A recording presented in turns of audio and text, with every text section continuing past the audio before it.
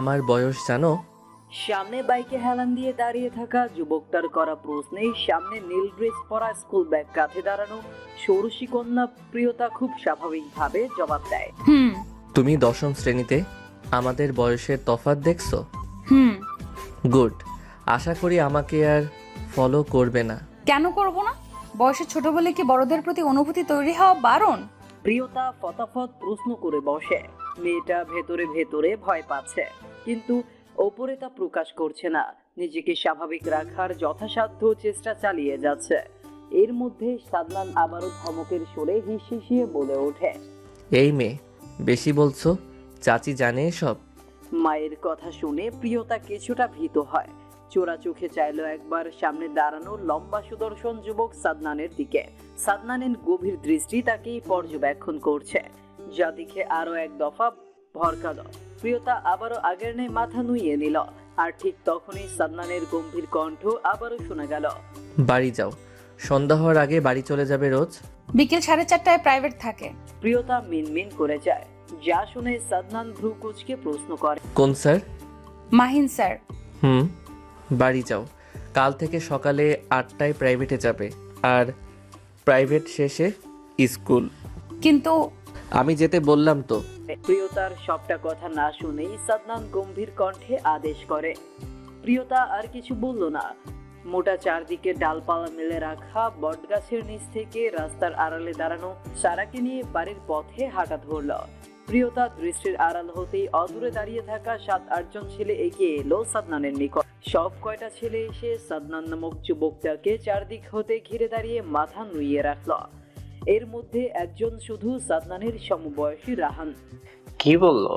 রাহান সাদনানকে প্রশ্ন করে। সবাই বেশ আগ্রহ নিয়ে ভালো উত্তরের আশায় তাকিয়ে, কিন্তু সাদনান সবাইকে হতাশ করে দিয়ে উদাস কণ্ঠে জবাব দিল, ছোট মানুষ, বাদ দে না। আর কেউ কিছু বলার সাহস পায় না। মিনিট খানেকক্ষণ সবাই চুপচাপ থাকে। সাদনান ততক্ষণে একটা স্প্রাইট শেষ করে বোতলটা ছুঁড়ে ফেলে পাশের ডাস্টবিনে। তারপর নিজে বাইকে উঠে রাহানকেও ইশারা করে। রাহান চুপচাপ উঠে বসে সাদনানের পেছনে। সাদনান বাইকের চাবি ঢোকাতে ঢোকাতে আদেশের সুরে গম্ভীর কণ্ঠে ছেলেগুলোকে উদ্দেশ্য করে বলে ওঠে, কাল সকালে চলে যাব, কোনো রকম সমস্যা যেন না হয়, খেয়াল রাখবি। নিজের কথা সমাপ্তি করেই সাদনান চাবি ঘুরিয়ে বাইক স্টার্ট নিয়ে মুহূর্তের মধ্যে মেন রাস্তায় উঠে মাহিন স্যারের বাসার দিকে যেতে লাগল। যা দেখে রাহান কিছুটা অবাক হয়। নরম গলায় বন্ধুকে জিজ্ঞেস করে, এদিকে কোথায় যাচ্ছিস? গেলেই দেখতে পাবি। প্রশ্নের জবাব তো দিলই না, উল্টো তত্ত্বর এক কথা। রাহান আর কিছু বলে না, চুপচাপ বসে থাকে। প্রায় 10 মিনিট পর বাইকটা একটা টিন দিয়ে বেড়ে দেওয়া একটা বাড়ির সামনে থামলে সাদনান ভেতরে যায়। পেছন পেছন রাহানও যায়। 4 রুম বিশিষ্ট একটা একতলা বাড়ি, গেটে কড়া নাড়ে। মিনিটের মাথায় একটা মধ্যবয়স্ক মহিলা এসে গেট খুলে দিল। মহিলা কিছু জিজ্ঞেস করার আগেই সাদনান জিজ্ঞেস করে ওঠে, মাহিন স্যার বাড়ি আছে? মহিলাটা উত্তর আছে বলে তাদের ভেতরে আসতে বলে তিনি তার স্বামীকে ডাকতে চলে গেল। একটু পর একটা মাঝবয়সী লোক ভেতর থেকে গামছা দিয়ে হাত মুখ মুছতে মুছতে আসে। সাদনান সালাম দিয়ে ভালো মন্দ জিজ্ঞেস করে। লোকটাও সালামের উত্তর দিয়ে কুশল বিনিময় করে। স্ত্রীকে নাস্তা দিতে বলে। স্যার, আপনি 10ম শ্রেণীর কিছু মেয়েকে বিকেল 4:30টায় প্রাইভেট পড়ান, ওদের একটু কষ্ট করে সকালে পড়াবেন। মেয়ে মানুষ পড়া শেষ করে বাড়ি যেতে অনেকটা সন্ধ্যা হয়ে আসে, বুঝতে পারছেন আশা করি। মাহিন স্যার সাথে সাথে রাজি হয়ে যায়। সাদনানু রাহানকে নিয়ে বাড়ি থেকে বেরিয়ে আসে। এইদিকে মাহিন স্যার এই শীতের মাঝেও কপালে বিন্দু বিন্দু ঘাম চিকচিক করে। তিনি তা বাম হাতে থাকা গামছা দিয়ে মোছেন। আর ঠিক তখনই ওনার স্ত্রী নাস্তার ট্রে হাতে হাজির হয়। ছেলেগুলো নেই, আর নিজের স্বামীকে এমন অবস্থায় দেখে ব্রুকুচকে জিজ্ঞেস করে, কি হয়েছে আপনার? আর ছেলেগুলো কারা? এলো আবার চলেও গেল। ও আচ্ছা, এই জন্যই বলি ছেলেটাকে চেনা চেনা লাগে। থালা বাসনগুলো রান্নাঘরে রাখা আছে। আমি আধা ঘন্টা পর রান্না করতে যাব, তখন গিয়ে যেন সব পরিষ্কার দেখি। মনি প্লিজ, আজ শিউলি আপুকে দিয়ে করিয়ে নাও না প্লিজ। আমার হাত কেটে গিয়েছে কাল, আজ স্কুলে লিখতেও পারিনি, সারা লিখে দিয়েছে। কথাটা শেষ হওয়ার সঙ্গে সঙ্গে প্রিয়তার গালে ঠাস করে একটা চড় বসিয়ে দেয় মিতা সওদাগর। প্রিয়তার কাজ পেয়ে পিঠে পড়ে থাকা লম্বা বেনুনিটা খপ করে শক্ত হাতের মুঠোয় পুরে নেয় নিতা সওদাগর। ক্রোধ মিশ্রিত কণ্ঠে হিসিয়ে বলে ওঠে, আমার মুখের উপর কথা না। কে দিয়েছে এত সাহস তোর? ওই বড় লোক দরদি বান্ধবী? চুপচাপ গিয়ে বাসনগুলো মেজে নে। কথাগুলো বলেই ধাক্কা মেরে ফেলে দিয়ে হনহনিয়ে তিনি রুম থেকে বেরিয়ে যায়। ঠিক তখনই প্রিয়তার ছোট নর্মাল মুঠো ফোনটায় বাঁ রেকর্ড বাজিয়ে তোলে। প্রিয়তা চোখের জল মুছে এগিয়ে গিয়ে ড্রেসিং টেবিলের ওপর থেকে ফোনটা হাতে নিয়ে দেখে তার বড় ভাই আয়ান ফোন দিয়েছে। প্রিয়তা গলাটা কেশে ঠিক করে ফোনটা রিসিভ করতেই কানে ভেসে আসে, মা আবার মেরেছে। এমা, তা কেন হবে? আমি তো মাত্র স্কুল থেকে এলাম। থাপড়ে তোর মিথ্যা বলা ছুটিয়ে দেব। আয়না আছে বাড়িতে, ভুলে গেছিস? প্রিয়তা জিহ্বা কামড়ে ধরে দাঁত দ্বারা। তার তো মনেই ছিল না আয়না আপু আছে বাড়িতে। ছাড়ো তো এসব। সন্তান ভুল করলে মা শাসন করতেই পারে। আচ্ছা, তুমি বাড়ি কবে আসবে ভাইয়া? এটাকে মাগত শাসন বলে না, এটাকে অত্যাচার বলে। তাড়াতাড়ি ফিরে আসবো। খাবার খেয়েছিস? না, ফ্রেশ হয়ে যাচ্ছিলাম। আচ্ছা তবে যা, আর মন দিয়ে পড়বি কিন্তু। এক্সাম কিন্তু বেশি দূর নয়। হুম। কথা শেষ করে ফোন রাখে আয়ান। প্রিয়তাও কাজে লেগে পড়ে, নয়তো দেখা যাবে রাতে আবার খাবার দিবে না। মা তো নেই, কিন্তু বাবা শফিক সওদাগরের ওপর ভীষণ অভিমান জমে আছে। আচ্ছা, তিনি কি তা জানেন? ভাইয়া, বাবা ডাকে। কথাটা বলে সারা চলে যাচ্ছিল, কিন্তু সাদনান গম্ভীর কণ্ঠে বোনকে ডেকে ওঠে, তুই ছিলি আজ তোর বান্ধবীর সাথে? না ভাইয়া, মানে চল যা। সারা আমতা আমতা করে কিছু বলতে চায়, কিন্তু সাদনান শোনে না। তার আগেই গম্ভীর কণ্ঠে যেতে বলে, আজ সকাল থেকে সওদাগর বাড়িতে রান্না বান্নার বেশ আয়োজন করা হচ্ছে। বাড়ির বড় মেয়েটিকে চেয়ারম্যানের নাতি দেখতে আসবে, কিন্তু কোন নাতি এটা প্রিয়তা বুঝতে পারছে না। আজ 2টা দিন হয় স্কুলেও যেতে পারে না। বাড়িঘর ঝাড়ু মোছা করা শুরু থেকে সব আসবাবপত্র পরিষ্কার করা, রান্না বান্না সব করার জন্য কাজের লোক আছে, কিন্তু নিতা সওদাগর কিছুতেই 2 দিন ধরে প্রিয়তাকে বাড়ি থেকে বেরোতে দেয় না। এটা সেটা কাজ করিয়েই যাচ্ছে। এর মধ্যে প্রিয়তা বেশ চিন্তায় আছে, পাত্র কি হতে পারে। মির্জা পরিবারের বড় ছেলে মির্জা রাহাত মাহমুদ আর ছোট ছেলে মির্জার সাদনান শাহরিয়ার। আচ্ছা, আর যাই হোক, বাড়ির বড় ছেলেকে রেখে নিশ্চয়ই ছোট ছেলের বিয়ে দিবে না। এইসব ভাবতে ভাবতে প্রিয়তা রেডি হয়ে নেয়। সুন্দর একটা ফ্রক পরে, গলায় জর্জেটের একটা ওড়না জড়িয়ে চাদর জড়িয়ে বেরিয়ে আসে রুম থেকে। করিডোর দিয়ে যাওয়ার সময় নিচে নজর পড়তেই দেখা মেলে 2জন মধ্যবয়সী লোক, আর একজন মুরব্বী, আর কালো স্যুট পরা একজন ব্যক্তি, আর 3জন মহিলাও আছে। আর সারা আর ওর ছোট চাচার একমাত্র মেয়ে মাইশাকে নিয়ে সিঁড়ি দিয়ে উপরে আসছে। মাইশা ওদের 2 বছরের বড়, এবার ইন্টার সেকেন্ড ইয়ারে পড়ে। সারা আর মাইশা ওপরে এসে দুজনেই প্রিয়তার সাথে কুশল বিনিময় করে আয়নার রুমের দিকে চলে যায়।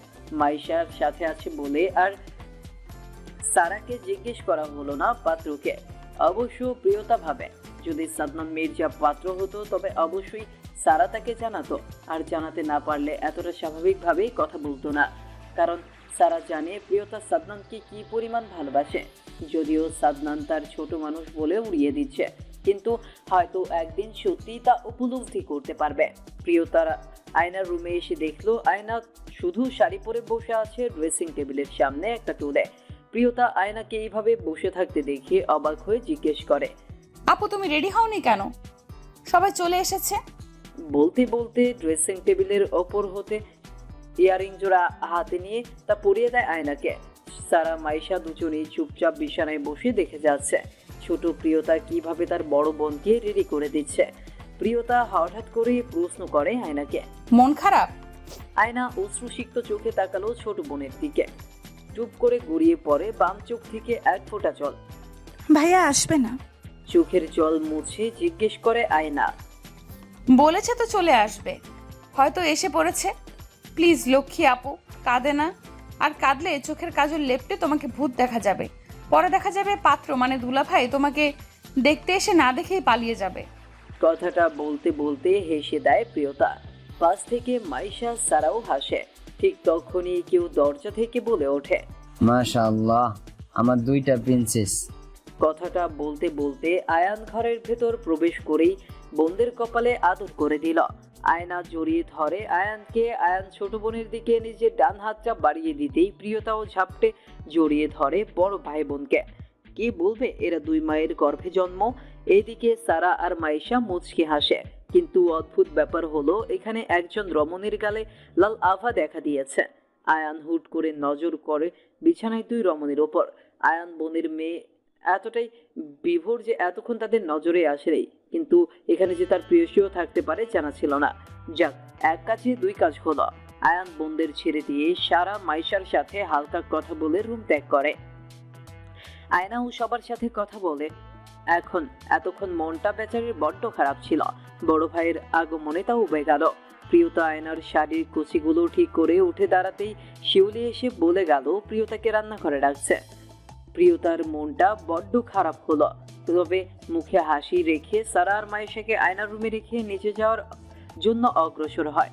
নিচে যেয়ে প্রিয়তা লিভিং রুমে থাকা সব কয়টা মানুষকে সালাম দিল। শফিক সওদাগর পরিচয় করিয়ে দিল বাড়ির ছোট মেয়েকে। একজন মিতা সওদাগরের বয়সী মহিলা ওকে কাছে ডেকে নিয়ে আদর করে দেয়। প্রিয়তা গিয়েছে অনেকবার মির্জা বাড়ি। এটা সাদনানের মা সালেহা বেগম। কথা বলে ভালো মন্দ জিজ্ঞেস করে সালেহা প্রিয়তাকে। প্রিয়তা সবার সাথে কথা বলে রান্নাঘরে চলে যায়। প্রিয়তা রান্নাঘরে প্রবেশ করতেই মিতা সওদাগর অনেকগুলো ফল একটা ঝুড়িতে প্রিয়তার হাতে দিয়ে বলল, এগুলো কেটে নিয়ে বসার ঘরে দিয়ে আসবি। হুকুমের সরে বলেই তিনি রান্নাঘর থেকে চলে গেল। প্রিয়তা বটি নিয়ে সেগুলো কাটতে বসে গেল। শিউলি থালা বাসন সব গুছিয়ে রাখছে। একটু আগেই হয়তো খাবার পর্ব শেষ হয়েছে বুঝতে পারলো প্রিয়তা। খাবার কথা মাথায় আসতেই পেটের ভেতর ক্ষুধা অনুভব করে। ইস, সকালে শুধু লুকিয়ে দুইটা বিস্কিট খেয়েছে। মনে হতেই চোখ দিয়ে গড়িয়ে পানি পড়ে গেল। শিউলি বুঝতে পারে। এগিয়ে এসে কাঁধে হাত রেখে বলে ওঠে, তোমার বান্ধবী আছে না ছোট আপা, সারা না কি জানি, ওই কিন্তু খায় নাই। বলছে তোমার সাথে খাবে বলে সুন্দরী আপা ডারে লইয়া উপরে চলে গেছে। প্রিয়তা হতভম্ব অবাক হয়ে তাকালো শিউলির দিকে। বিস্ময়ে চাহনি দিয়ে প্রশ্ন করে শিউলিকে, কি বলছে এসব? 4টা বাজে এখন। তো আর কইতাছি কি? প্রিয়তা আর কিছু বলে না। শিউলিও নিজের কাছে মনোযোগ দেয়। আর প্রিয়তা তাড়াহুড়োর সহিতে ফলগুলো কেটে সুন্দর করে সাজিয়ে ট্রেতে করে লিভিং রুমের উদ্দেশ্যে বেরিয়ে আসে রান্নাঘর হতে। এর মধ্যে সাদনানের দাদা দাদি তাগাদা দেয় মেয়েকে নিয়ে আসার জন্য। প্রিয়তা উপরে চলে যায় আয়নাকে আনতে। পেছন পেছন আয়ানও আসে। তারপর সারা আর মাইশা দুজনেই আগে নিচে চলে আসে। আয়ান অসহায় চোখে তাকায় প্রেয়সীর দিকে। সে তো এসেছিল এই মেয়েটার সাথে একটু কথা বলার জন্য। সব জায়গা থেকে ব্লক করে রেখেছে তার প্রেয়সী তাকে। অবশ্য রাখবেন নাই বা কেন, সে তো করেছেও এমন অপরাধ, কিন্তু সে তো ইচ্ছে করে এমনটা করেনি। একবার মনে হয় সব দোষ নিজের, তো একবার মনে হয় এই মেয়ে কষ্ট করে একটু মানিয়ে নিলেই তো হয়। এসব ভাবতে ভাবতে আয়ান আয়নাকে ধরে নিয়ে নিচে চলে আসে। রাহাতের দাদি আম্বিয়া মির্জা, তিনি তার পাশে বসিয়ে মুচকি হেসে এটা সেটা জিজ্ঞেস করে আয়নাকে। সবাই কথাবার্তা বলে আয়নার সাথে, কিন্তু প্রিয়তা ভাবছে অন্য কথা। সাদনান ভাই কেন আসেনি? উনি কোথায়? প্রিয়তা ভাবনার মাঝেই রাহান সহ বাড়ির ভেতরে প্রবেশ করে সাদনান। সাদনানকে দেখেই প্রিয়তার বুকের ভেতর ধক করে ওঠে। সাদা শার্ট, চুলগুলো এলোমেলো, মুখে ক্লান্তির ছাপ। এই লোকটা এত সুন্দর কেন? প্রিয়তার ভাবনার মাঝে সালেহা বেগম গিয়ে ছেলের গালে হাত রেখে আহ্লাদি কণ্ঠে বলে ওঠে, কি দরকার ছিল এতটা পথ জার্নি করে এখানে আসা? কাল সকালেও আসা যেত।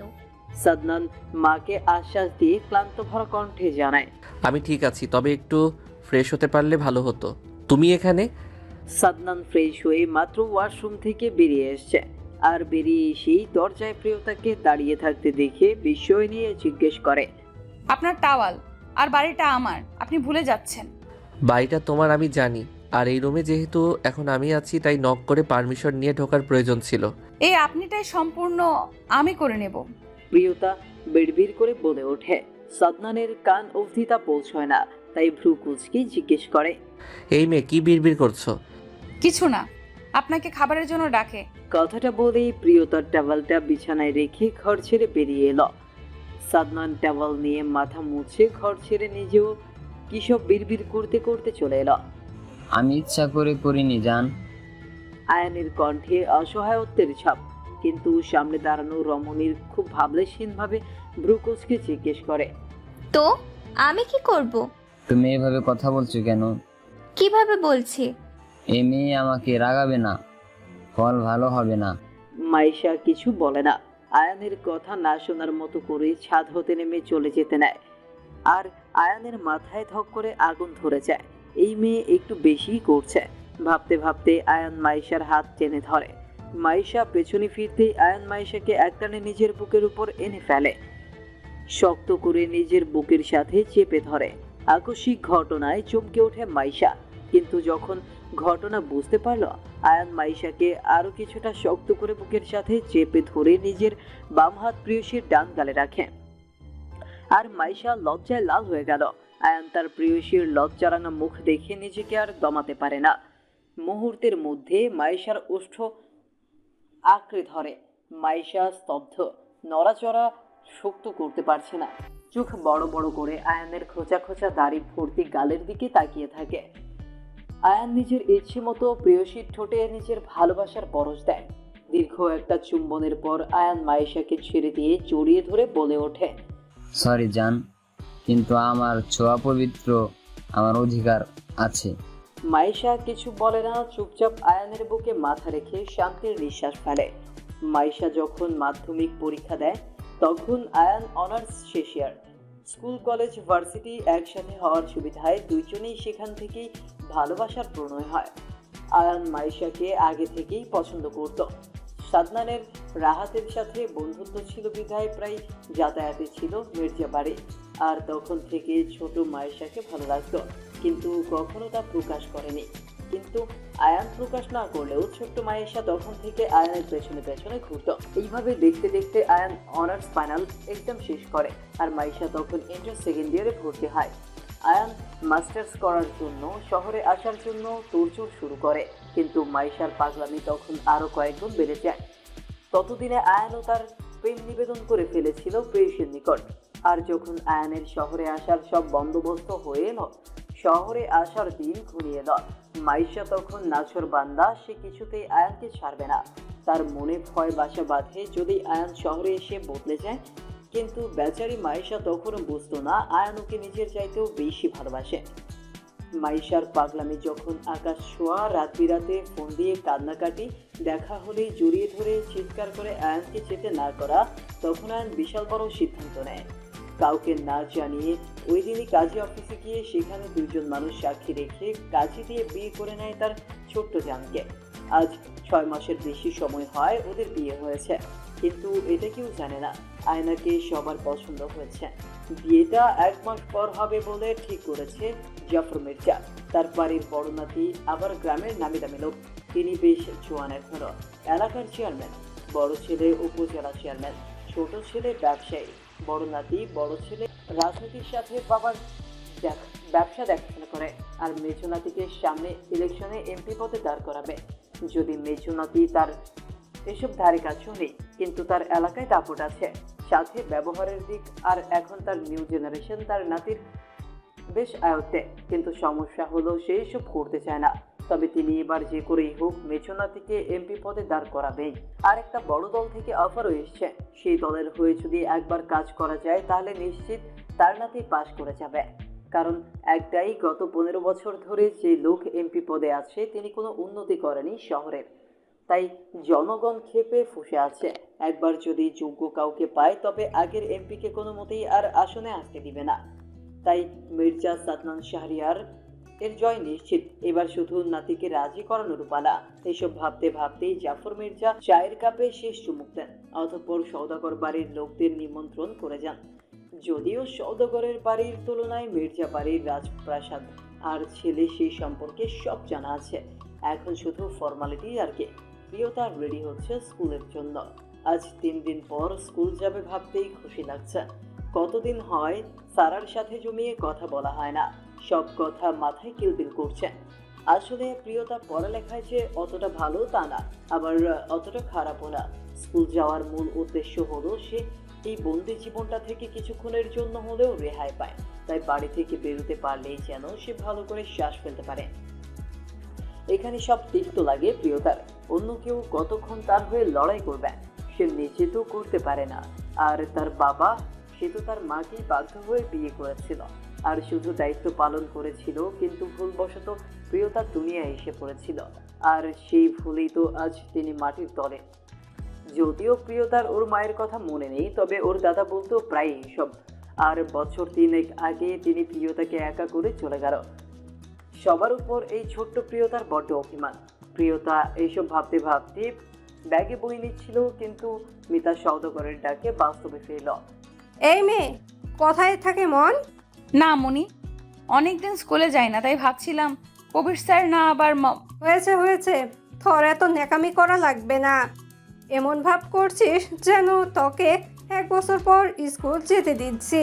আচ্ছা যাই হোক না কেন, এগুলো ধর, যাওয়ার সময় মির্জা বাড়িতে দিয়ে যাবি। প্রিয়তাকে সবটা কথা সম্পূর্ণ করতে না দিয়ে তিনি বিরক্তিকর মুখ করে কথাগুলো বলে একটা কাপড়ের ব্যাগ প্রিয়তার হাতে ধরিয়ে দেয়। দেখেই বোঝা যাচ্ছে নিজের মেয়ের হবু শ্বশুর বাড়িতে কিছু দিচ্ছে। ব্যাগটার ভেতর বড় 2টা বক্স। প্রিয়তা ব্যাগটা হাতে নিয়ে বুঝতে পারলো ব্যাগটা বেশ ভারী। না চাইতেও কৌতূহলবশত জিজ্ঞেস করে নিল মিতা সওদাগরের। মনি, এটার ভেতর কি? তোর কাছে এখন সব কৈফত দেওয়া লাগবে? না মনি, আমি তো এমনি জিজ্ঞেস করেছিলাম, আর এমন হবে না। কাছে কথাটা বলতে বলতে প্রিয়তার চোখের পানি আড়াল করতে তাড়াহুড়োর সহিত পা চালিয়ে বাড়ি থেকে বেরিয়ে এলো। তার ভীষণ কষ্ট হয়, কেন মিতা সওদাগরের তাকে একটু ভালোবাসে না, একটু স্নেহ করে কাছে রাখে না, আদর করে একটু খাবার দেয় না, স্বামীর দ্বিতীয় স্ত্রীর সন্তান বলে। তুই বস, আমিও ডেকে পাঠাচ্ছি। কথাটা বলে সালিহা বেগম সারাকে ডাকতে একজন কাজের মহিলাকে বলে। প্রিয়তা আম্বিয়া মির্জার সঙ্গে বসে টুকটাক কথা বলে, কিন্তু ওর মনটা বড্ড খারাপ। তবে মুখে যথেষ্ট কৃত্রিম হাসি ঝুলিয়ে রেখেছে। এই বাড়িতে কেউ জানে না মিতা সওদাগর প্রিয়তার সাথে খারাপ ব্যবহারের কথা, শুধু সারা বাদে। মূলত প্রিয়তাই চায় না ঘরের কথা বাইরের কেউ জানুক আর তার পরিবারের বদনাম হোক। তাছাড়া শুধু মিতা সওদাগরই তো একটু কঠোর, আর সবাই তো বেশ ভালোবাসে তাকে। প্রিয়তা আর আম্বিয়া মির্জার কথার মাঝে একজন মেয়ে ট্রেতে করে প্রিয়তার আনা পিঠা আর মদ দিয়ে যায়। পেছন পেছন সালিহা বেগমও এসে প্রিয়তার পাশে বসে। বাড়িতে পুরুষ লোক কেউ নেই, কিন্তু প্রিয়তার চোখ কাউকে খুঁজে চলেছে। এর মধ্যে সারা এসে হাজির হয়। সারা এসে সেন্টার টেবিলের ওপর খাবার দেখে বুঝতে পারে এগুলো প্রিয়তাই নিয়ে এসছে। আর ওর ছোট মস্তিষ্ক এটাও ভেবে নিল প্রিয়তাকে ওর মা নিশ্চয়ই এসবের কিছুই ছুতেই দেয়নি। সারা তৎক্ষণাৎ একটা মেয়েটকে একটা ছোট বক্স আনতে বলে রান্নাঘর থেকে। প্রিয়তাকে আম্বিয়া মির্জা সালেহা বেগম খেতে বললেও সে কিছু মুখে নেয়নি, সে খেয়ে এসছে বলে এড়িয়ে গেল। কাজের লোক বক্স নিয়ে এলে সারা সেটাই ঝটপট করে একটা পিঠা সেটাই পুরে কাঁধে থাকা ব্যাগটায় নিয়ে সবার কাছ থেকে বিদায় নিয়ে প্রিয়তাকে নিয়ে বাড়ি থেকে বেরিয়ে এলো। বেশি ব্যথা করছে না? ইস কি লাল হয়েছে দেখেছিস? ভালো হয়ে যাবে, তাছাড়া দোষ তো আমারই। সারা প্রিয়তার কথার দিকে আর কিছু বলে না। ওর খুব খারাপ লাগছে, স্যার কি করে পারলো এত জোরে মারতে। মাত্র 3 দিন বন্ধ করেছে, আর কই অন্য সময় তো স্কুল বন্ধ করলে কাউকে মারে না, তবে প্রিয়তাকে কেন মারল? সারা এইসব ভাবতে ভাবতে প্রিয়তার হাতে রাস্তার সাইডে দাঁড়িয়ে পানি ঢালে, তারপর একটা টিস্যু দিয়ে হাতটা আস্তে আস্তে করে মুছিয়ে দিল। আলতো করে ফু দিয়ে মলিন মুখ করে জিজ্ঞেস করে ওঠে, এখন বেশি জলে? প্রিয়তা মুচকি হেসে বাম হাতটা সারার গালে রেখে জবাব দেয়, একটু। বাসায় গিয়ে কিন্তু মলম লাগাবি। আচ্ছা। স্কুল ছুটি দিয়েছে 4টায়, এখন 4:30 বাজে। হঠাৎ সাদনানের কণ্ঠ শুনে সারা প্রিয়তা দুজনেই চমকে ওঠে। সাদনান রাহান দুজনেই দাঁড়িয়ে আছে তাদের থেকে কিছুটা দূরে। সাদনানের গায়ে সাদা একটা শার্ট, যা দেখে প্রিয়তার ভুল কুঁচকে আসে। এই লোকের কি আর শার্ট নেই? সব সময় এক শার্ট পরে থাকে। আর উনি কি জানে না ওনাকে সাদা রঙে কতটা মারাত্মক সুন্দর লাগে ওনাকে? প্রিয়তা নিজের মনে কথাগুলো ভাবে, তবে প্রিয়তার ভীষণ খুশি হয়। আজ সারাদিন একবারও দেখা মেলেনি লোকটার। ভেবেছিল হয়তো আজ দেখাই পাবে না। যাচ্ছিলাম তো ওই প্রিয়তার সারা আর কিছু বলতে পারে না। প্রিয়তা সারার হাত শক্ত করে চেপে ধরে। সারাও আর কিছু বলে না। সাদনান ভ্রু কুচকে নেয় সারাকে চুপ করে যেতে দেখে, কিন্তু কিছু জিজ্ঞেস করবে তার আগেই সাদনানের পেছন থেকে রাহান বলে ওঠে, কি হলো বলছো না কেন? প্রিয়তার কি? কিছু না। ফট করে বলে ওঠে প্রিয়তা। সাদনান ততক্ষণে কৌতূহল নিয়ে তাকিয়েছিল, কিন্তু প্রিয়তার জবাবে ভ্রু কুচকে নেয়। এই মেয়ে এমন নার্ভাস কেন? সাদনান কথাটা মনে মনে ভেবেই বোনের দিকে আর চোখে একবার তাকায়, আর অমনি সারা চোখ দিয়ে কিছু ইশারা করে। হাত দেখি। কেন? আমতা আমতা করে জিজ্ঞেস করে প্রিয়তা। সাদনান চোখ বন্ধ করে নেয়। রাগ হচ্ছে এই মেয়ের উপর, কোনোদিন শান্তি দিবে না তাকে। প্রথমত পৃথিবীতে এসে সে লেট করে, তার উপর ভীষণ বাজেভাবে প্যারা দেয় তাকে। একবার শুধু সময় হোক, শুধু আসলে সব উসুল করে নিবে। কথাগুলো ভেবেই সাদনান পুষ্কর শ্বাস ফেলে চোখ খুলে এক ঝটকায় প্রিয়তার ডান হাত ধরে সামনে এনে থমকে গেল সাদনান। বুকের ভেতর তীব্র যন্ত্রণা হচ্ছে, যেন কেউ ধারালো অস্ত্র দিয়ে খোঁচাচ্ছে। চোখ রাগে লাল হয়ে আছে। প্রিয়তা সেই দিকে তাকিয়ে একবার আর চোখে তাকিয়ে ভয় আবারও মাথা নুইয়ে নিল। সাদনান ভাই তাকে ভালোবাসে না, কিন্তু সেই ছোট্টবেলা থেকে সারা আর তাকে বেশ যত্ন করে আগলে রাখে। কি হয়েছে? কিছু না, আমি তো বাড়ি যাব। আমি জানতে চাচ্ছি কে করেছে এটা। সাদনানের ধমকে কেঁপে ওঠে ছোট্ট প্রিয়তা। সারাও ভাইয়ের এই রূপ দেখে কিছুটা ভয় পায়। তার ভাই নিশ্চয়ই এখন এই নিয়ে তুলকালাম কাণ্ড ঘটাবে। সারা নিশ্চিত তার ভাইয়ের মনে যে কি চায় সে এটাই আজ অব্দি বুঝে উঠতে পারে না। সারার ভাবনার মাঝেই প্রিয়তা মিনমিন করে বলে ওঠে, রাস্তায় পড়ে গিয়েছে। মিথ্যা, সত্যিটা বলো। ঠান্ডা স্বরে বলে ওঠে সাদনান। প্রিয়তা ততক্ষণে হাত ছাড়িয়ে নিল। সারা এগিয়ে এসে ভাইয়ের থেকে দূরত্ব রেখে প্রিয়তাকে আগলে দাঁড়িয়ে অসহায় কণ্ঠে বলে ওঠে, 3 দিন স্কুলে আসেনি তাই স্যার মেরেছে। কোন sir? Class teacher Kabir Khan. সারার কথা শুনে সাধারণ জ্বর শক্ত হয়ে এলো, কিন্তু রাগ থেকে কিলে নিল সে। এখন কিছুতেই উল্টো পাল্টা কিছু করা যাবে না, আর এই মেয়ের সামনে তো আরো আগে না ভেবেই সাদনান রাফকে কিছু বলে নিজে বাইকে বসে সারা আর প্রিয়তাকে তার পেছনে বসার জন্য বলে। কিন্তু প্রিয়তা সে তো অবাক, ভীষণ অবাক। এটা সম্ভব? সারা গিয়ে আগে বসে তারপর প্রিয়তাকে বসতে সাহায্য করে। সাদনানের বলিষ্ঠ শরীরে এই বাইকে বসার পর শুধু আর একজন পুরুষ বসার জায়গা থাকে, কিন্তু সারা প্রিয়তা দুজনেই স্বাস্থ্যের দিক দিয়ে কম হওয়ার সাদনানের পিছনে দুজন অনায়াসে বসতে পারে। প্রিয়তার মনে পড়ে না কবে লাস্ট সাদনান তাকে বাইকে নিয়েছে। ছোট্টবেলায় প্রায় নিত, কিন্তু প্রিয়তা জিএসসি পরীক্ষা দেওয়ার পর আর নেয়নি, আর আগের মতো ঠিক করে কথাও বলে না। তুই বাড়ি যা, আমি ওকে নামিয়ে দিয়ে আসছি। মির্জা বাড়ির সামনে বাইক থামিয়ে সারাকে উদ্দেশ্য করে বলে ওঠে সাদনান। সারা নেমে পড়ে। প্রিয়তাকে আবারও হুকুমের সুরে বলে ওঠে, ঔষধ লাগাবি কিন্তু, আর কাল তো স্কুল বন্ধ, তুই আসবি না? আমি যাব। তুই যাস, মনি আসতে দেবে না। মলিন হেসে জবাব দেয় প্রিয়তা। সাদনান ওদের কথা শেষ হওয়ার সঙ্গে সঙ্গে বাইক স্টার্ট দেয়, আর আকস্মিক ঘটনায় প্রিয়তা চমকে উঠে চোখ বন্ধ করে খামচে ধরে সাদনানের সফেদ শার্টের পেছনের অংশ। তারপর আস্তে আস্তে যখন বাইকের গতি স্থিতিশীল হয়, তখন প্রিয়তা সুন্দর করে সাদনানের কাঁধে হাত রেখে বসে। 4 কি 5 মিনিটের মাথায় বাইকটা এসে সৌদাগর বাড়ির গেটে রাস্তায় থামে, আর প্রিয়তা নেমে দাঁড়ায়। কিছু বলবে তার আগেই সাদনান বলে ওঠে, সাদনান তার জিনিস কি করে যত্নে রাখতে হয় সেটা ভালো করেই জানে, আর মিথ্যা বলাটা একদম উচিত হয়নি। যদিও তুমি বা সারা না বললে আমার কিছু আসতে যেত না। এই মির্জা সাদনান শাহরিয়া খবরটা পেতে 2 মিনিট সময়ও লাগতো না। কথাগুলো শেষ করেই সাদনান প্রিয়তাকে কিছু বলার সুযোগ না দিয়ে বাইক স্টার্ট দিয়ে চলে যায়। প্রিয়তার মনটা খারাপ হয়ে যায়, কি বলে গেল এইসব। কিন্তু প্রিয়তা সব ভাবনা বাদ দিয়ে মনে মনে আফসোস সুর তুলল। ইস, একটু কথা বলা হলো না লোকটার সাথে। জানিস কবির খান আমাদের আর ক্লাস নেবে না, ইভেন আমাদের কোনো ক্লাসই নেবে না। ক্লাসে সারা আর প্রিয়তা ঢোকার সঙ্গে সঙ্গে কয়েকজন মেয়ে খুশি খুশি মনে কথাগুলো সমালোচনা করতে শোনা গেল। সারা নির্বিকার, সে গিয়ে দ্বিতীয় সারির টেবিলে বসে পড়ে। প্রিয়তা অবাক হয়, এই মেয়েগুলোই কয়েক মাস আগে কবির স্যার নতুন আসাতে কি খুশি না ছিল, আর এখন চলে যাওয়াতেও এতটা খুশি। এই মেয়েগুলো গিরগিটির মতো। গিরগিটি যেমন রং পরিবর্তন করতে সময় লাগে না, কিছু কিছু মানুষও ঠিক এমন সময় সময় নিজেদের রূপ দেখায়। প্রিয়তা বেশি আর ভাবে না, সারার পাশে গিয়ে বসে পড়ে, আর ম্যাম ক্লাসে এলে ক্লাসে মনোযোগী হয়। কিন্তু মাথায় ঘুরছে কবির স্যার কেন আর ক্লাস নেবে না। কবির খান 4 মাস আগে প্রিয়তাদের শিক্ষা প্রতিষ্ঠানে এসেছেন। তিনি সায়েন্সের শিক্ষক, তাই তাদের হায়ার ম্যাথ ক্লাসটা নিত।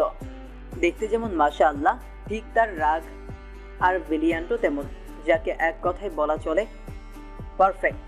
কিন্তু তার রাগের আর অত্যাচারের কারণেই কয়েক মাসেই মেয়েদের মন তিক্ততায় ভরে গিয়েছে। কিন্তু সব মেয়েদের সাথে খারাপ আর রূঢ়ভাবে কথা বললেও প্রিয়তা আর সারার সাথে বেশ সুন্দর করেই কথা বলতো নিজ থেকে, এটা সেটা বুঝিয়ে দিত। কিন্তু হঠাৎ ওই দিন কেন কবির খান এমন করলো, প্রিয়তা বা সারা কারো মস্তিষ্কই উত্তর তৈরি করতে পারে না। স্কুল ছুটির পর প্রিয়তা আর সারা দুজনেই ব্যাগ গুছিয়ে সবার লাস্ট ক্লাস হতে বেরিয়ে আসে। কম বেশি সবাই চলে গিয়েছে, শুধু কয়েকজন বাদে। ওদের ক্লাস দোতলায়, আর আসার সময় স্যারদের কেবিনের সামনে দিয়ে আসতে হয়। সারা আর প্রিয়তার টুকটাক কথা বলতে বলতে ওপর থেকে নেমে স্যারদের লাইব্রেরির সামনে আসার পর হঠাৎ করে সামনে এসে কবির স্যার দাঁড়িয়ে যাওয়াতে দুজনেই আকস্মিক ঘটনায় চমকে ওঠে। তবে একে অপরের হাত শক্ত করে ধরে রাখলো। প্রিয়তা ভয় পাচ্ছে, এটা ভেবে যদি স্যার আবার তাকে মারে। আর সারা রাগে ফুঁসছে, কিন্তু স্যার বলে কিছু বলতে পারছে না, তাই মাথা নুইয়ে দুজন দাঁড়িয়ে থাকে চুপচাপ। যা দেখে সামনে দাঁড়ানো কবির খান মলিন হাসে। সে কেন পারে না এই মেয়েটার সামনে এলে নিজেকে সামলাতে। কাল তো রাগে অভিমান এতগুলো স্কেল দিয়ে হাতে ইচ্ছে মতো মারল, কিন্তু এই মেয়েটি তার রাগ অভিমান সম্পর্কে মোটেও অবগত না, এসবের ছেটা ফোটাও কিছু জানে। কিন্তু কবিরের নিজেরই বা কি দোষ? ওই দিন যখন সাদনানের সঙ্গে কথা বলছিল আর সারা দূরে আড়ালে দাঁড়িয়ে পাহারা দিচ্ছিল, তখন কবির সেখান দিয়ে যাচ্ছিল, আর সবটা দেখার পর তখনই সন্দেহ হয়েছিল নিজের মনে। আর যখন একটা ছেলেকে দিয়ে খোঁজ নিল, তখন সত্যি তার সন্দেহ ঠিক হলো। প্রিয়তা সাদনানকে ভালোবাসে, আর এটা জানার পর কেন জানি রাগটা কন্ট্রোল করতে পারেনি। কবির এক দৃষ্টিতে প্রিয়তার দিকে তাকিয়ে আছে। প্রিয়তা মাথা নিচু করে থাকলেও তার দৃষ্টির সামনে দাঁড়ানো মেরুন রঙের শার্ট পরে কালো স্যুটার উপর জড়িয়ে রাখা মানুষটার ডান হাতের দিকে। সবার ভাবনার 13টা বাজিয়ে স্যার কবির খানকে উদ্দেশ্য করে জিজ্ঞেস করে ওঠে, স্যার আমরা কি যেতে পারি? হ্যাঁ, আসলে কালকে একটু বেশি হয়েছে, তার জন্য সরি। কবির খান একটু অপ্রস্তুত হয়ে পরে আমতা আমতা করে উত্তর দেয়। কবির খানের মুখে এমন কথা শুনে সারা প্রিয়তা দুজনেই অবাক হয়ে একে অপরের মুখ চাওয়াচাই করে। ঠিক বুঝতে পারিনি স্যার। সারা বিস্ময় নিয়ে প্রশ্ন করে। কবির খান আর চোখে একবার প্রিয়তার দিকে তাকিয়ে অপরাধীর ভঙ্গিতে বলে ওঠে, আসলে আমি প্রিয়তাকে বলছি, সরি, আমি কাল ওভার রিঅ্যাক্ট করে ফেলেছি। না স্যার, কোনো ব্যাপার না। তাছাড়া আপনি গুরুজন, শিক্ষক বাবা সমতুল্য। আপনারাই তো আমরা ভুল করলে শাসন করবেন, আবার ভুল করলে শুধরেও দেবেন। প্রিয়তার মুখে বাবার মতো কথাটা শুনে কবির অসহায় চোখে তাকিয়ে থাকে প্রিয়তার দিকে। এই মেয়ে তাকে ডিরেক্ট বাবার আসনে বসিয়ে দিল। কবির স্যার একটু তাড়াহুড়োর সহিত পা চালিয়ে যেতেই বলে ওঠে, 5টা বেজে যাচ্ছে, বাসায় চলে যাও। কথাটা বলেই কবির খান চলে যায়। সারা আর প্রিয়তা দুজনেই স্কুলে আঙিনা থেকে বেরিয়ে এসে রাস্তায় বাড়ির পথে হাঁটা ধরে। হাঁটতে হাঁটতে দুজনেই খুব গুরুত্বপূর্ণ কিছু নিয়ে আলোচনা করছে। তাদের মুখ দেখে যে কেউ অনায়াসে বলে দিতে পারবে। এর মধ্যেই কিছু মনে পড়ার মতো করে প্রিয়তা তড়িঘড়ি করে সারাকে জিজ্ঞেস করলো, তুই স্যারের হাত খেয়াল করেছিস? আমার কি কাজ নেই, এখন স্যারের হাত পা খুঁজতে যাব?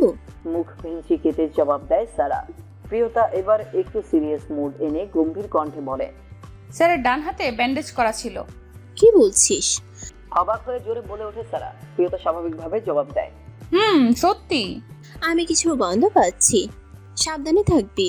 এদের কথার মাঝে দুইটা বাইক এসে ওদের সামনে থামে। একটাই সাদনান, অপরটাই রাহান। সাদনান আজও একটা সাদা টি শার্ট পরে আছে। দেখতে মাশাআল্লাহ ফর্সা ত্বকে, মাথা ভর্তি ঝাঁকড়া চুল, মুখ ভর্তি চাপদাড়ি, সরু নাক, তার নিচে সিগারেটে পোড়া ঠোঁট। পরক্ষণেই প্রিয়তা নিজের এইসব আজে বাজে চিন্তা ভেবে নিজেই লজ্জা পায়। কিন্তু একটা কথা তবু মনে কোথা থেকে যেন বলে ওঠে, ইস, এই মানুষটা এত কেন সুন্দর। আচ্ছা, আমাকে কি ওনার পাশে সত্যি মানাবে? প্রিয়তা আবার ভাবে, কেন, আমি দেখতে ততটাও খারাপ নই। 5 ফিটের বেশি লম্বা, গায়ের রংটা অতটা ফর্সা নয়, কিন্তু চেহারায় আলাদা একটা মায়া আছে, আর সাথে আছে সুন্দর ভালো একটা মন। প্রিয়তার ভাবনার মাঝে সাদনান গম্ভীর কণ্ঠে হুকুমের সুরে বলে ওঠে, তাড়াতাড়ি উঠে বসো। তুই বরং বেশি বকবক করিস না। রাহান কিছু বলতে যাচ্ছিল, কিন্তু সাদনানের ধমকে আর সবটা বলা হয়নি। আমরা কি কোথাও যাব ভাইয়া? হ্যাঁ, রাহাত ভাই আয়নাপুকে নিয়ে আসতে, সাথে আমাদেরও যেতে বলছে। তারা প্রশ্নের উত্তরে বলে ওঠে রাহান। তারা বিরক্ত হয়। এই লোক সবসময় ভাইয়া বলে, প্রশ্ন করলেই উত্তর নিজের মুখে রেডি রাখে। আচ্ছা, উনি কি সত্যি কিছু বুঝতে পারে না? তারার ভাবনার মাঝেই প্রিয়তা বলে ওঠে। আমি যাব না, বাড়ি যেতে দেরি হলে মনে চিন্তা করবে। তোমার মনির কাছে পারমিশন নেওয়া হয়েছে, আর তুমি ভুলে যাচ্ছ তোমার আপু ওখানে আছে। সারা, আমার বাইক যাক। না, আমার সাথে যাবে। আয়ান মোড়ের রাস্তায় দাঁড়িয়ে আছে, সেখান থেকে প্রিয়তা আয়ানের বাইকে যাবে। রাহানের হাসি হাসি মুখটা ফাটা বেলুনের মতো চুপসে যায়। সে তো জানে প্রিয়তাকে কিছুতেই সাদনান তার বাইকে উঠতে দিবে না। তাই লাস্ট একটা আশা ছিল, কিন্তু সেটাও ব্যাটা আয়ান বাগড়া দিয়ে দিল। নিজে তো ঠিক লাইন মারে মাইশার সাথে। রাহানের বিষাদময় মুখটা আবারও চকচক করে ওঠে সাদনানের কথা শুনে। কিন্তু আপাতত তুই সারাকে নিয়ে যা, আমি আসছি ওকে নিয়ে। কেউ আর কিছু বলে না। সারা গিয়ে চুপচাপ রাহানের পাশে বসে পড়ে, আর প্রিয়তা সাদনানের ধরে বসো। সাদনান বলে ওঠে। প্রিয়তা সুন্দর করে এক হাত সাদনানের কাঁধে রেখে সুন্দর করে ধরে বসে। ওরা রেস্টুরেন্টে এসে বাইক থামিয়ে নাস্তায় আয়নে দেখা মেলেনি। এটা অবশ্য অনেকের ভালো হয়েছে, কিন্তু মুখে তা প্রকাশ করেনি কেউ। সবাই দোতলায় রেস্টুরেন্টের ভেতর বসে আছে, মাইশা সহ রাহান, আয়না। ওরা মোট 2টা টেবিলে বসে, কিন্তু রাহাত আর আয়নার প্রাইভেসি দিতে ওদের আলাদা একটা কর্নারের টেবিলে বসে আছে। সাদনানের ঠিক বরাবর প্রিয়তা, রাহান, সারাও পাশাপাশি। মাইশা আয়নাও টেবিলের এপার ওপার বসেছে। তারপর সবাই আড্ডা দিয়ে খাবার খেয়ে রাত 8টার দিকে বাসে ফিরে। এর মধ্যে সাদনান একবারও প্রিয়তার সাথে আর কথা বলেনি। শুধু রেস্টুরেন্টে প্রিয়তা যখন খাবার খাচ্ছিল তখন খাবারটা একটু ঝাল ছিল, তাই সে একটু পর পর পানি খাচ্ছিল। তখন একবার জিজ্ঞেস করেছিল খাবার কি বেশি ঝাল, ব্যাস আর কিছু না। প্রিয়তা চুপ করেছিল, আসলে খাবার ঝাল নয়। কিন্তু সকালে মিতা সওদাগর ওকে থাপ্পড় মেরেছিল আর দাঁতের সাথে লেগে তখন ঠোঁটের নিচে কিছু অংশ কেটে গিয়েছিল। কিন্তু ওর চুপ করে থাকা দেখে সাদনান ভ্রু কুঁচকে ওয়েটার ডেকে আইসক্রিম এনে দিয়েছিল। প্রিয়তা এতে ভীষণ খুশি। যাক, তার বড় ভাই বোনের পরে তাকে কেউ একটু খেয়াল রাখে। আচ্ছা, এই খেয়াল রাখাটা যদি সব সময় সবার আগে সাদনান ভাই করে, এতে কি বেশি ক্ষতি হতো? প্রিয়তা এইসব ভাবতে ভাবতে ওয়াশরুম থেকে বেরিয়ে এসে ড্রেসিং টেবিলের সামনে দাঁড়াতেই মিতা সওদাগর হন্তদন্ত হয়ে রুমে এসে প্রিয়তার গালে ঠাস করে একটা চর বসিয়ে দিল। চুলগুলো মুঠোয় পুরে টেনে ধরে হিসিয়ে বলে ওঠে, তোর মা আমার সংসার কালনাগিনী হয়ে এসে আমার সোনার সংসার, এত ভালো স্বামী সব কেড়ে নিয়েছিল, আর এখন তুই আমার মেয়ের জীবন নষ্ট করতে চাইছিস? প্রিয়তা ভীষণ ব্যথা পাচ্ছে, চুল খামচে ধরে রাখায়, তবু কিচ্ছু বলেনি। কিন্তু তার মাকে নিয়ে এইভাবে বলা সে অসহায় কণ্ঠে বলে ওঠে, প্লিজ মনি, তুমি যা বলার আমাকে বলো, তবু আমার মাকে নিয়ে কিছু বলো না। এই চুপ, একদম চুপ। বেশিবার বেড়েছিস না? আর যদি মির্জা বাড়ির মেজো ছেলের আশেপাশে দেখছি তো তুই আমার আসল রূপ দেখবি। কথাগুলো বলেই তিনি প্রিয়তাকে ছেড়ে দিয়ে রুম থেকে বেরিয়ে গেল। প্রিয়তা ধপ করে নিচে বসে পড়ে, 2 হাত দিয়ে মুখ থেকে শব্দহীন কান্না কাঁদতে থাকে। তার ভীষণ কষ্ট হয়। এই 16 বছর বয়সে সে হাঁপিয়ে উঠেছে। সে তো এখান থেকে মুক্তি চায়, কিন্তু আজ থেকে তার সেই চেষ্টাও করা যে বারণ। কেন তার জীবনটা এমন হতো? একটু সুখ হলে কি এমন হতো? সব অভিমান বাবা আর মৃত মায়ের উপর হয়। তার মা কি করে পারলো এমন নিষ্ঠুর পৃথিবীতে তাকে একা ফেলে চলে যেতে? একবারও কি মনে হয়নি তার ছোট্ট মেয়েটা এই নিষ্ঠুর পৃথিবীতে কিভাবে বেঁচে থাকবে? এইসব ভাবতে ভাবতে প্রিয়তা কান্না করতে করতে মেঝেতেই ঘুমিয়ে পড়ে। মা, তুমি কেন করো এমন ওর সাথে? তুমি নিজেও তো কষ্ট পাও ওর সাথে এমন ব্যবহার করে। চুপচাপ নিজের রুমে যাও, আর ভুলেও ভাইকে এসব বলতে চেয়েও না। আয়নার ঘৃণার দৃষ্টি ফেলে মায়ের রুম থেকে বেরিয়ে নিজের রুমে এসে দরজা বন্ধ করে দিয়ে সেখানে দরজা ঘেঁষে মেঝেতে বসে কাঁদতে কাঁদতে বিড়বিড় করে বলে ওঠে, আমি জানি না তোকে কষ্ট দিয়ে মা কি পায়, কিন্তু আমি আল্লাহর কাছে সব সময় দোয়া করি যাতে তুই এই নরক জীবন থেকে খুব তাড়াতাড়ি মুক্তি পাস, আমার ছোট্ট কলিজা। আয়নাও মেঝেতেই ঘুমিয়ে পড়ে। কি মিল 2 বোনের মাঝে, আর কি সুন্দর ভালোবাসা। তবে তা কারোই প্রকাশ করা হয় না। তবে তাদের অজান্তেই তারা নিজেদের কষ্ট একে অপরের মাঝে ভাগ করে নিচ্ছে। শুধু মিতা সওদাগরের জন্য তা প্রকাশই করছে না, এদিকে মিতা সওদাগর হাউমাউ করে কান্না করছে। সে চায় না এই ছোট্ট নিষ্পাপ জানটাকে কষ্ট দিতে, কিন্তু তিনি এই মেয়েকে দেখলে কিছুতেই ভুলতে পারে না তার কালো দিনের কথাগুলো। সব কিছু জ্বলিয়ে পুড়িয়ে ছারখার করে দিতে মন চায়। তিনি তার প্রথম যেদিন সংসারে তার স্বামী শফিক সওদাগর দ্বিতীয় বিয়ে করে বাড়ি ফিরে তিনি সেদিন স্তব্ধ হয়ে গিয়েছিলেন, কারণ তারা একে অপরকে ভালোবেসে বিয়ে করেছিল আর তাদের 2টা বাচ্চাও ছিল। একজন 12 বছরের একটা পুত্র সন্তান আর 7 বছরের একটা কন্যা সন্তান ছিল। সেখানে স্বামীর দ্বিতীয় বিয়ে, এটা কোনো স্ত্রী মেনে নিতে পারবে? ভালোবাসার মানুষটার পাশে কাউকে মেনে নেওয়া যায় না, সেখানে ভালোবাসার মানুষটার ওপর স্বামী, সেখানে দ্বিতীয় বিয়ে কি করে মানত? আর তাই তিনি কোনোদিন মেনে নিতে পারেননি। প্রিয়তার মা কোহেলিকা শফিক সওদাগরের ফুফাতো বোন ছিল। সিরাজ সওদাগর আর তার ছেলে শফিক সওদাগর বোনের একমাত্র ভাগ্নের বিয়েতে যায়।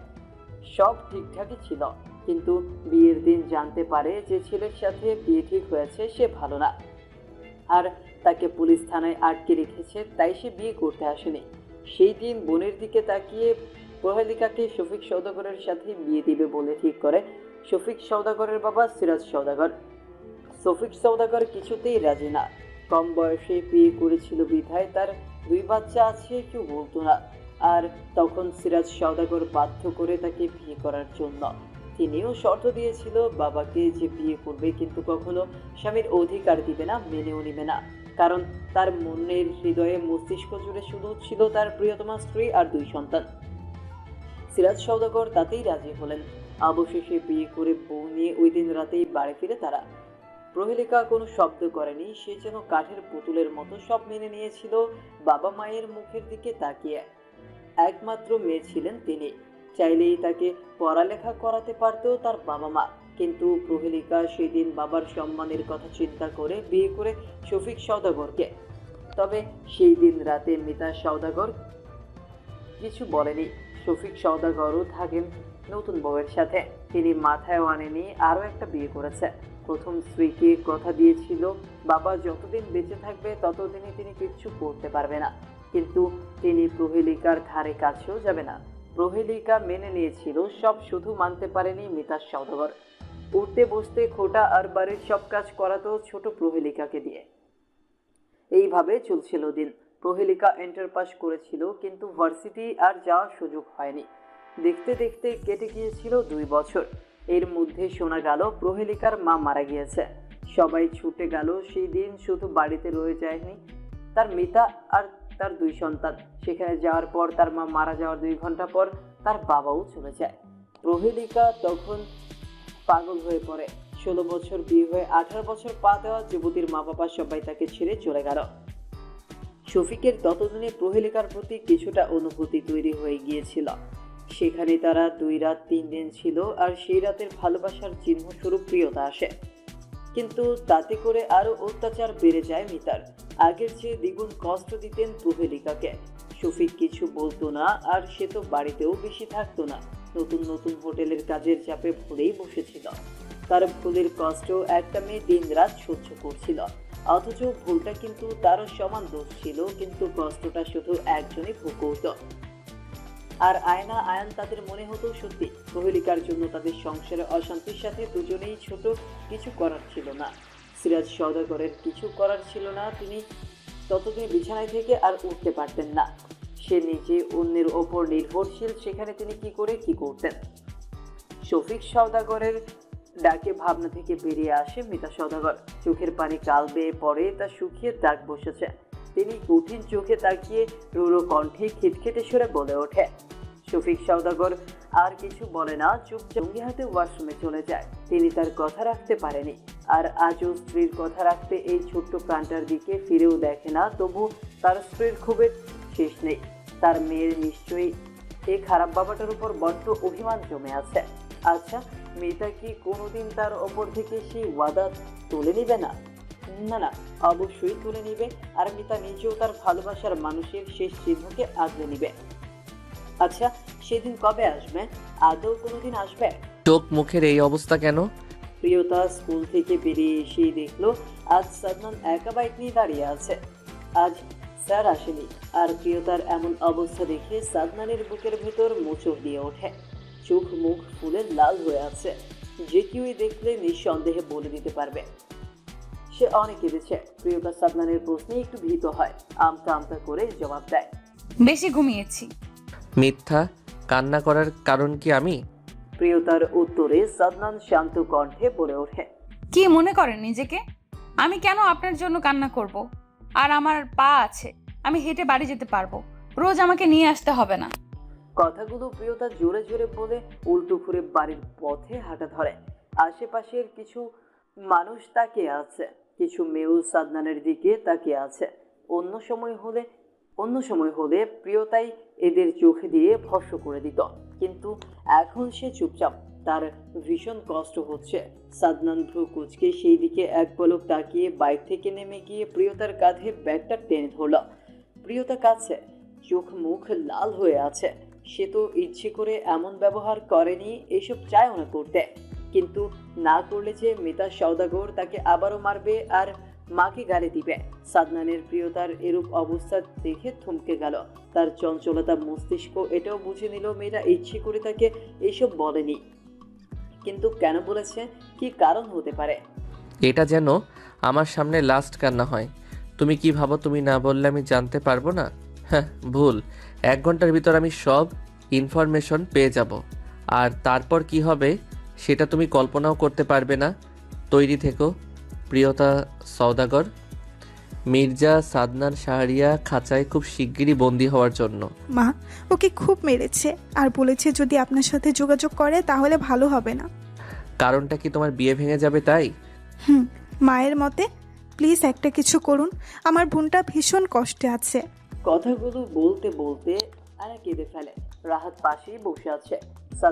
সাদনান সামনে বসে আছে বলে ধরতে পারছে না, কিছু বলে সান্ত্বনাও দিতে পারছে না। সাদনান বড় ভাইয়ের মনের কথা আন্দাজ করতে পেরে শর্টকাট জবাব দেয়, চিন্তা করো না মাই ডিয়ার হবু ভাবি, আমি আমার ছোট জানকে নরক থেকে নিয়ে এসে নিজের বাহু বন্ধনী করে নেব। কথাগুলো বলেই সাদনান চেয়ার ছেড়ে টেবিলের ওপর থেকে বাইকের চাবিটা তুলে নিয়ে হনহনিয়ে ক্যাফে থেকে বেরিয়ে গেল। তার বুকে ভীষণ জ্বালা করছে। সাদনান আগেই কিছুটা আন্দাজ করেছিল, আর এখন সে পুরোপুরি কনফার্ম মিতা সওদাগর এসব করছে। আয়না তখনও গাচ্ছে। রাহাত আয়নাকে নিজের কাঁধে নিয়ে সান্ত্বনা দিয়ে বলে ওঠে, আর কেত না, তুমি আমার ভাইকে চিনো না, ও ওর জিনিস খুব ভালো করে আগলে রাখতে জানে। জানেন ছোটমণি প্রিয়তার জন্ম দিয়ে মারা যায় অপারেশন থিয়েটারে। ছোটমণির জরায়ুতে টিউমার ছিল যেটা আগে ধরা পড়েনি, তাই মনি বাঁচেনি। তখন মা ছোট প্রিয়তাকে আগলে নেয়। মা ওকে খুব ভালোবাসতো এবং এখনও বাসে। ওর খাবার থেকে শুরু করে ঘুম যাবতীয় সব কাজ মা করতো, সাথে আমাদের হোটেল।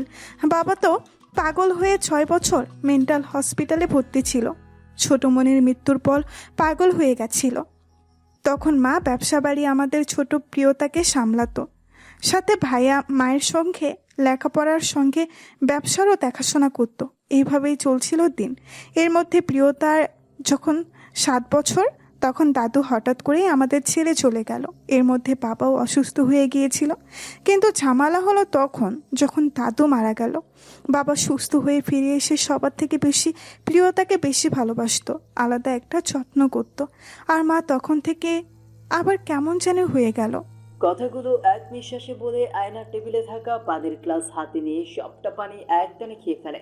অতঃপর গভীর শ্বাস ফেলে আবারও বলে ওঠে, এখানে এত কিছুর মাঝে সব থেকে বড় অপরাধী কে জানেন? রাহাত প্রশ্নবোধক চাহনি দিয়ে জিজ্ঞেস করে ওঠে, তোমার মা? না, আমার বাবা। তিনি যদি তখন এক কথা বিয়ে করবে না বলে চলে আসতো তাহলে হতো না, ছোটমণিকে এত কষ্ট পেতে হতো না। প্রিয়তা আর নাই আমার মা এমন পাষাণ হতো। আয়না আবারও কেঁদে ফেলে। রাহাত আয়নাকে নিজের এক বাহুতে আগলে নিয়ে বলে ওঠে, চিন্তা করো না, সব ঠিক হয়ে যাবে। আয়না কিছু বলে না, চুপচাপ পড়ে থাকে সেইভাবে। জাফর মির্জা গম্ভীর মুখ করে বসে আছে সোফায়। বাড়ির প্রতিটা ব্যক্তি এখানে উপস্থিত আছে। মূলত সাদনান একটু আগে এমন সব কথা বলেছে যে সবার কাছে মনে হচ্ছে বোমা ফাটার মতো অবস্থা ছিল, আর এখন তা শীতল হলো। আরজুং মির্জা চুপ, কোনো কথা বলছে না, সে নির্বিকার। তার বাবা যা সিদ্ধান্ত নিবে তিনি তাই মেনে নিবে। সবার ভাবনার মাঝে জাফর মির্জা উঠে দাঁড়ালো সোফা ছেড়ে। একটু এগিয়ে এসে সাদনানের সামনে দাঁড়িয়ে বলে ওঠে, রাতে আমার রুমে আসবে, তোমার সাথে আমার গুরুত্বপূর্ণ আলোচনা আছে। কথা শেষে তিনি হনহনিয়ে চলে গেল নিজের কক্ষে। আম্বিয়া মির্জাও স্বামীর পিছু নিলেন। সুফিয়া বেগম রান্নাঘরে চলে গেল। মাইশা সারা নিজের রুমে যাওয়ার সময় ফুসুর ফুসুর করে কিছু বলা বলি করছিল। রাহাত বাড়ি আসেনি এখনো। মাইশার বাবা মফিজুর মির্জা ব্যবসায়িক কাজে 2 দিন যাবৎ বাড়ির বাইরে। আরজং মির্জা চায় কাপে চুমুক দিয়ে ছেলেকে উদ্দেশ্য করে বলে ওঠে, আরেকবার ভেবেই দেখতে পারো বিষয়টা। আমার মনে হয় না শফিক ওর ছোট মেয়েকে এত তাড়াতাড়ি বিয়ে দিবে। ভেবেই বলছি, আর বিয়ে দিবে না তো আমার অন্য পদ্ধতি জানা আছে। শান্ত আর গম্ভীর কণ্ঠে কথাগুলো বলেই সাদনান সিঁড়ি দিয়ে উপরে উঠে নিজের রুমে চলে গেল। সালেহা বেগম স্বামীর নিকট এগিয়ে এলেন।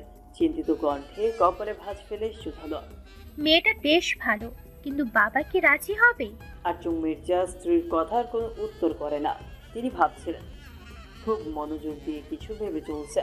তার ছেলের মাথায় যা বুদ্ধি ঠিক তার বাপকে রাজি করিয়ে নেবে তিনি জানেন।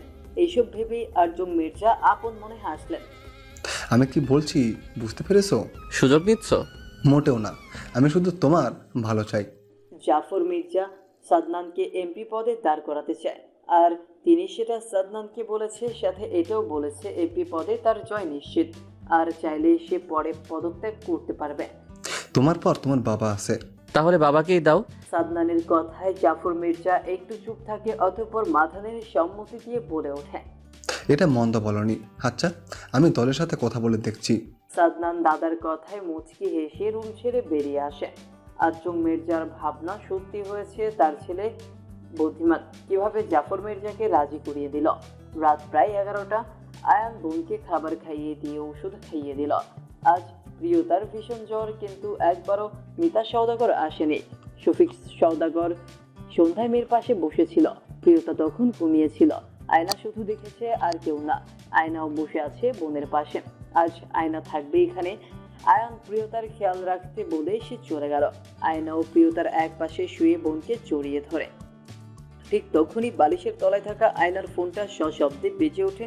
আয়না ভাবে হয়তো রাহাত কল করেছে, কিন্তু ফোন হাতে নিয়ে চোখ বেরিয়ে আসার উপক্রম। সাদনান কল দিয়েছে, কিন্তু কেন? আয়না সব ভাবনা বাদ দিয়ে ফোনটা রিসিভ করতেই উপাস হতে রাশভারী কণ্ঠে সাদনান বলে ওঠে, এত রাতে ডিস্টার্ব করার জন্য দুঃখিত ভাবি।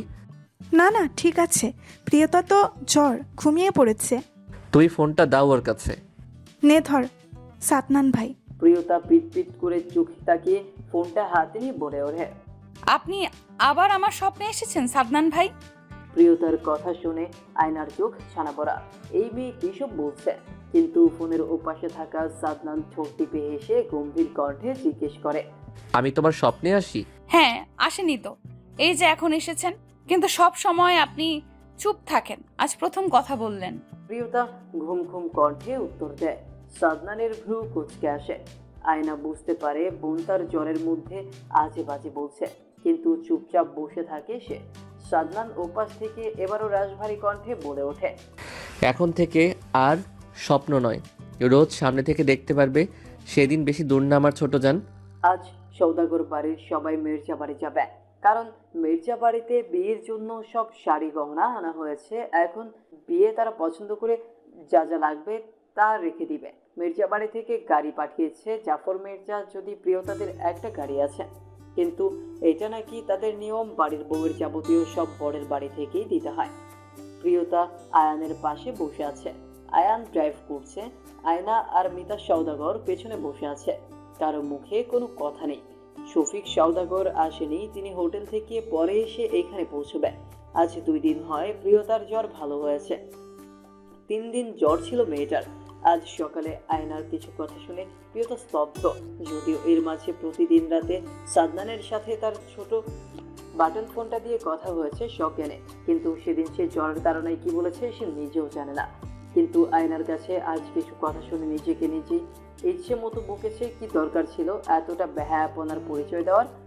নিশ্চয়ই এখন সাদনান ভাই তাকে আরো বেশি ছেঁচড়া বলবে। পরক্ষণেই ভাবে যদি বলার হতো তো ফোনেই নিশ্চয়ই বলতো। যদিও তাদের মাঝে বেশি কথা হতো না। কেমন আছো, জ্বর কমছে, ঔষধ খাও আর ঠিকমতো খাবার, ব্যাস এইটুকুই।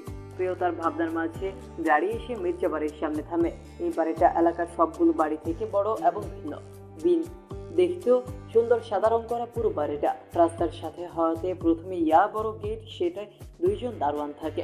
তারপর সুন্দর করে রাস্তা বাড়ির ভেতরে যাওয়ার জন্য, আর তার এক পাশে সুন্দর একটা বাগান আছে, আর অন্য পাশে গাড়ি রাখার জন্য গ্যারেজ।